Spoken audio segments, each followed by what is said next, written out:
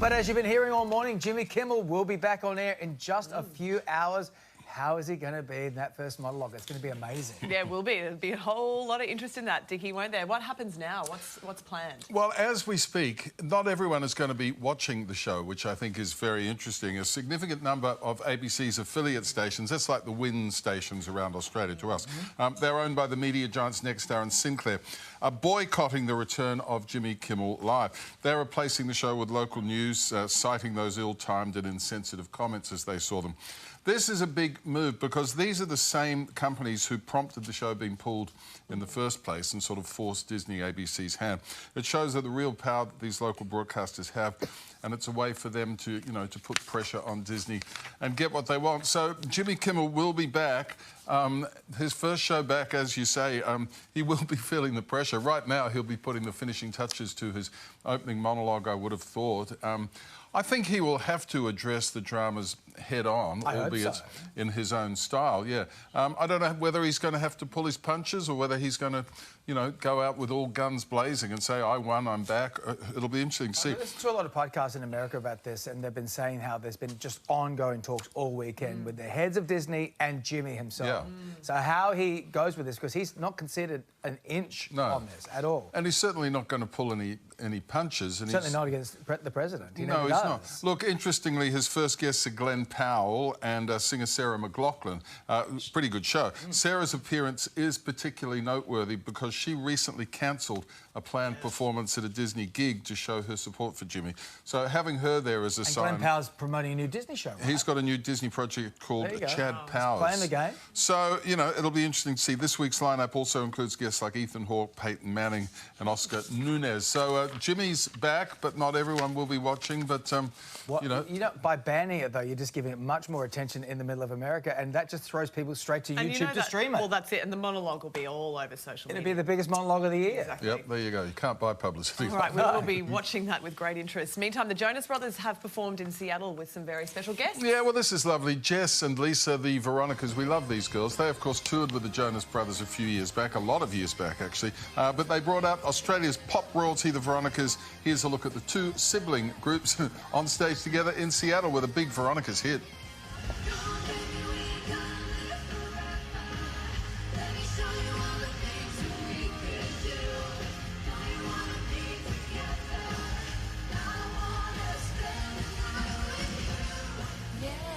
So good. Forever, great song. Audio's not, you know, first class on that, but we can see them up there having a good time. We love them. The Jonas Brothers and the Veronicas, that's a good day at the office. Sure. Yeah, keeping Australians, I remember a couple of weeks back you showed us the trailer for Jacob Elordi and a Frankenstein film. Yes. Is there another Frankenstein film coming out? I saw there are two Frankenstein films. Yeah, there's the big new Frankenstein movie with Jacob Elordi starring as the creature. You know, that is headed for cinemas next month, and then Netflix on November. I've seen this one. It is, have you? Yeah, it is. I saw it in a room just with a few other people. It is huge. Jacob is amazing. Okay, This is a big movie. And also, Maggie Gyllenhaal is directing a new take on Mary Shelley's Bride of Frankenstein tale. Christian Bale is Frankenstein's monster. He travels to Chicago in the 1930s to seek the aid of Dr. Euphronius in creating a companion for himself. This one is called The Bride. Let's check it out. Oh, man. Was I just the same before the accident? There wasn't any accident. Everything we did it on purpose.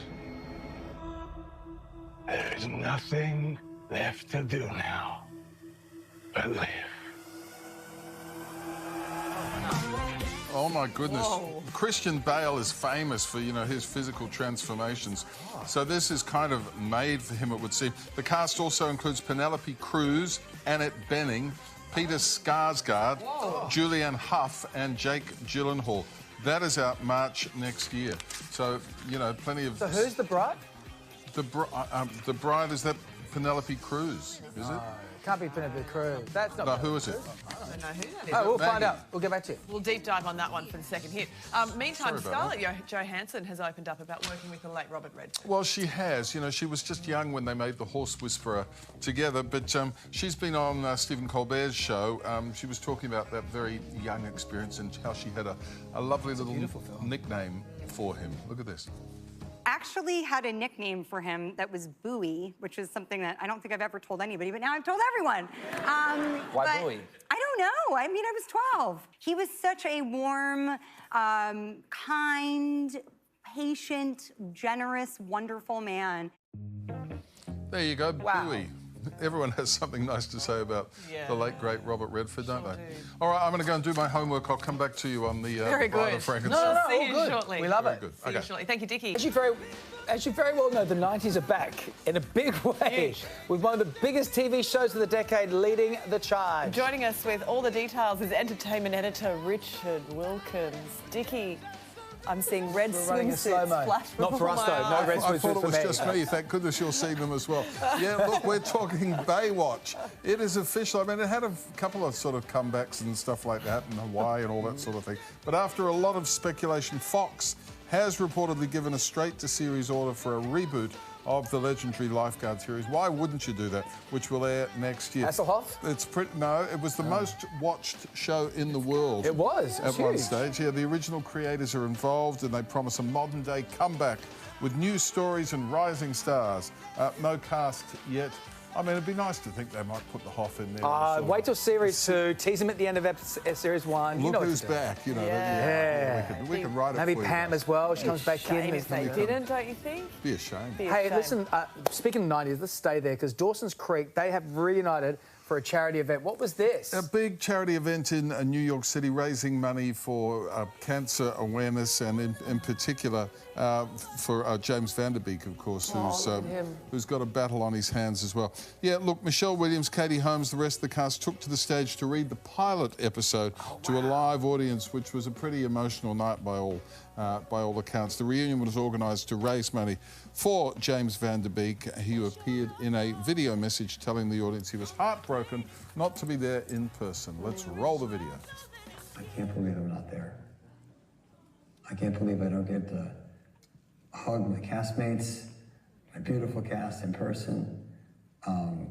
And just, I wanted to stand on that stage and thank every single person in this theater.